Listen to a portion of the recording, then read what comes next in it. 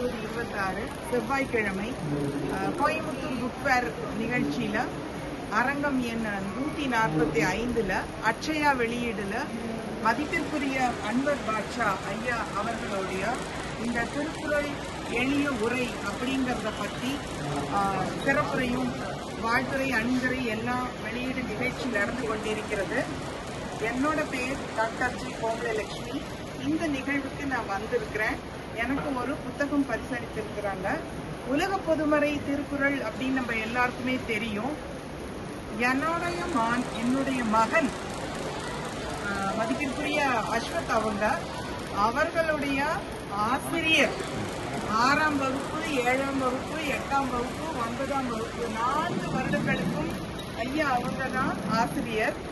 நான் திருக்குறளுக்கு உரை எழுதுறேன், திருக்குறளை நான் எக்ஸ்பிளைன் பண்ணுவேன் அப்படின்னு நான் சொல்லும் பொழுது முதல்ல அவன் சொல்றது ஒரே ஒரு விஷயம், என்னோட வாத்தியார்கிட்ட போய் நீ அதை எக்ஸ்பிளைன் பண்ணு.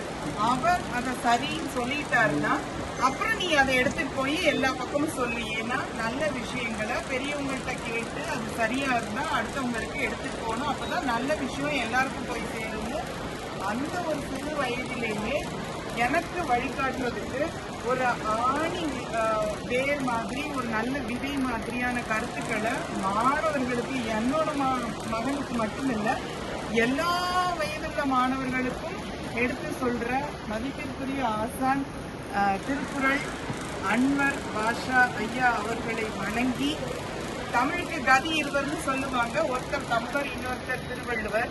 உலக பொதுமறை திருக்குறள் அப்படின்னு நம்ம சொல்றோம்.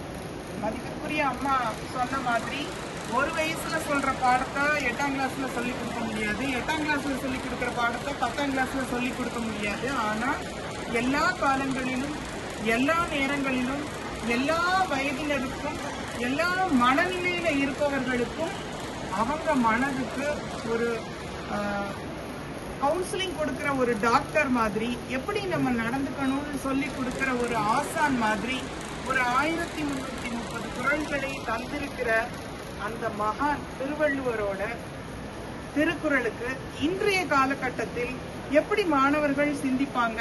ஏன்னா இன்னைக்கு மாணவர்களுடைய சிந்தனையோடைய அட்டென்ஷன் ஸ்பேன் 8 மினிட்ஸ்ன்னு சொல்றாங்க. அந்த 8 நிமிஷத்துக்குள்ள ஒரு தகவலை, எனக்கு வயது 50, என் மகனுக்கு வயது 24 ஆகுது. இதுக்கு அடுத்து ஒரு சின்ன குழந்தை வந்தாலும் அந்த குழந்தையும் அந்த திருக்குறளையும், எனக்கு மேல இருக்கிறவங்களும் அந்த ஆஹா ஆமா அப்படிதான் அப்படின்னு எல்லா காலங்களுக்கும் ஏற்ற மாதிரியான ஒரு குறள் உரையை இதுல சொல்லி இருக்கிறாங்க.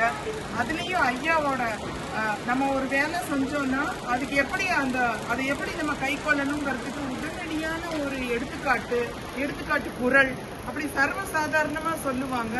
அப்புறம் வாழ்த்து, அந்த குறளோடையே அவங்க பழகி இருக்கிறதுனால எல்லாரும் எல்லாமும் பெற்று நிறைவாய் வாழணுங்கிறத அப்படியே நிஜமாலுமே நானெல்லாம் நினைச்சுக்கப்பேன். ஒருவேளை திருவள்ளுவர் இருந்துட்டா இப்படிதான் இருந்துருப்பாரோ, இந்த காலத்துல இவர் தான் திருவள்ளுவரோ, அந்த காலத்துல இருந்த திருவள்ளுவர் தான் மறுபிறவி எடுத்து இங்க வந்துட்டாரோ அப்படின்னு ஆச்சரியப்படுற லெவலுக்கு அவருடைய வாயிலிருந்து வர்ற எல்லா வார்த்தைகளுமே அப்படியே பொன்னேற்றில் பொதிக்கப்பட்டு வைக்க வேண்டிய ஒரு வார்த்தைகள் தான். திருக்குறளை எப்படி அரங்கேற்றம் பண்ணினாங்க அப்படின்னா, அதுவும் இது மாதிரி ஒரு நிகழ்வுகளுக்கு போய் தான் நான் கேட்டிருக்கேன். அவர் எழுதி வச்சுட்டு ஆஹா இது யாருமே அக்செப்ட் பண்ணிக்கல, நம்ம இது வேண்டான்னு விட்டுறலான்னு போய் கோச்சிட்டு உட்காந்துக்கல, வேண்டாம் இது வேண்டான்ட்டு. அப்ப ஔவையார் பாட்டி வந்தாங்களாம், வேக வேகமா எங்க உன்னோட பாட்டை யார் வேண்டான்னு சொன்னதுன்னு இங்க அரசவையில யாரு வேண்டான்னு சொல்லிட்டாங்கன்னா, தமிழுக்கு உன்னை தவிர யாரால எழுத முடியும்? இந்த அறநெறிகளையும் வாழ்க்கை முறைகளையும் அரசு எப்படி இருக்கணுங்கிறதையும் சொல்ல முடியும். தரத்தரன்னு ஔவையார் திருவள்ளுவரை எழுதிட்டு கூட்டிட்டு போனாங்களாமா.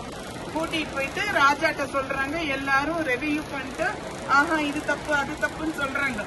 அப்போ ராஜா ஔவையார் அம்மாவுக்கு கோபம் வந்துருச்சாமா.